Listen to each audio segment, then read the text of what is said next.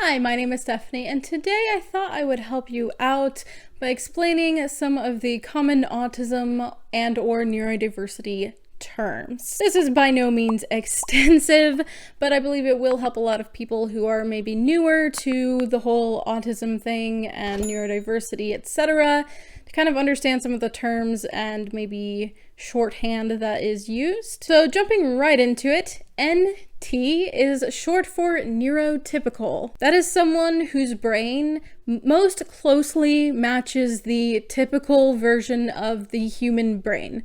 Now, it's important to note that all brains are different, so there isn't really one copy-paste version of a brain. However, there is a typical standard of what we see in the human brain, and then the variations from there typically get considered under neurodivergent. Neurotypical is more than not autistic. It is also more closely adhering to what is a normal functioning brain. Now, unfortunately, sometimes people do fall into the trap of calling non-autistic people NT as a rule, even though that doesn't necessarily make sense because they could also be neurodivergent in other ways, etc. Another thing to be aware of is that in some cases, neurotypical or NT can be used in a negative way or even in a almost derogatory way to kind of signify that these people are other or put people in a group to complain about them. But know that that is situation specific, so just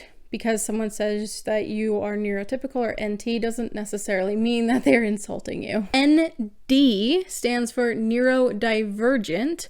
This would be the main alternative, I guess, to neurotypical. There is quite the interesting conversation about what counts as neurodivergent, and I'll link you to a video in which I discuss my personal thoughts about how it can be so very confusing about what is neurodivergent or neurodiversity and all that jazz.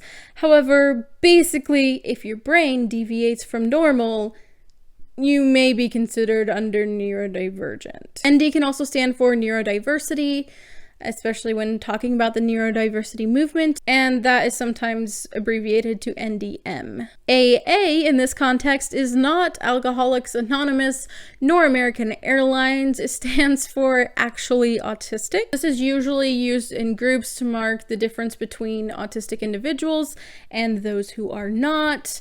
A lot of times people will say AA here, blah, blah, blah, just to say that they're autistic, because I guess it's technically shorter than saying that. Mostly it's just used in groups to differentiate between autistic people and not autistic people in a group about autism things. Now, sometimes actually autistic can refer to people who identify more with being super loyal to the main neurodiversity advocates and whatever they say goes kind of people. This isn't true of everybody, but a lot of people who use the hashtag actually autistic can be sometimes very forward with their views on things and may not be as tolerant to other people who don't use the right words. Again, that is sometimes the case, but a lot of times it's just denoting that someone is autistic. ASD simply stands for Autism Spectrum Disorder.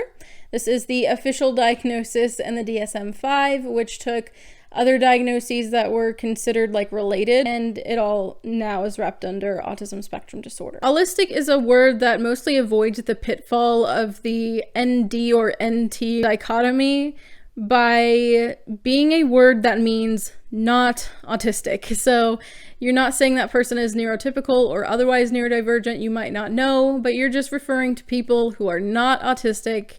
You might call them allistic. Spin is an interesting one. I haven't seen this one super commonly used, but I have seen it used enough to mention here, and it is basically a shorthand for special interest. This would be, of course, the interests that captivate the mind of many autistic people. Whether it's something super interesting to them, they love to talk about it, love to hear about it, might view a lot of the world through using it as a lens, a safe place, etc.